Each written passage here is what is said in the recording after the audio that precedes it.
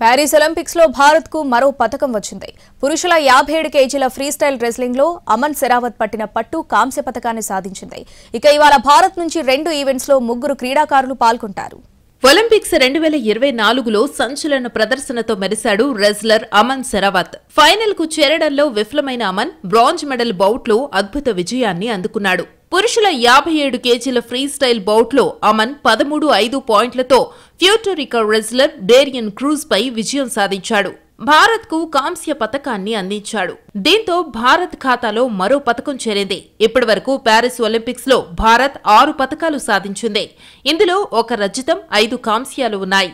Bout starting లో Darien cruise point సాధించి lead లోకి వెళ్లాడు. వెంటనే తేరుకున్న అమన్ 2 పాయింట్లు సాధించాడు. ఆ తరువాత క్రూజ్ మరో 2 పాయింట్లు సాధించాడు. అయితే లాస్ట్ మినిట్ లో దూకుడు ప్రదర్శించిన అమన్ వరుసగా పాయింట్లు సాధిస్తూ భారీ ఆధిక్యంలో నిలిచాడు.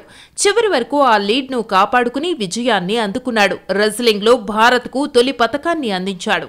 ఇక ఇవాళ ఒలింపిక్స్ లో భారత్ నుంచి 2 ఈవెంట్స్ లో 3 క్రీడాకారులు పాల్గొంటారు. మహిళల 76 కేజీల ఫ్రీస్టైల్ రెజ్లింగ్ లో రితికా హుడా ఇవాళ సెమీఫైనల్స్ లో తలపడనుంది. ఫైనల్స్ కు చేరితే పతకం తప్పకుండా వస్తుంది. ఒకవేళ సెమీఫైనల్స్ లో రితికా హుడా ఓడిపోతే రేపు ఒలింపిక్స్ చివరి రోజున కాంస్య పతకం కోసం బరిలో దిగుతుంది. మరోవైపు గోల్ఫ్ క్రీడాకారులు అదితి అశోక్, దీక్షా దగ్గర్ మహిళల ఇండివిజువల్ స్ట్రోక్ ప్లేలో పాల్గొంటారు. అయితే మెడల్ రౌండ్ కోసం జరిగే పోటీల్లో విజేతగా నిలిస్తేనే నెక్స్ట్ లెవెల్ కు వెళ్తారు.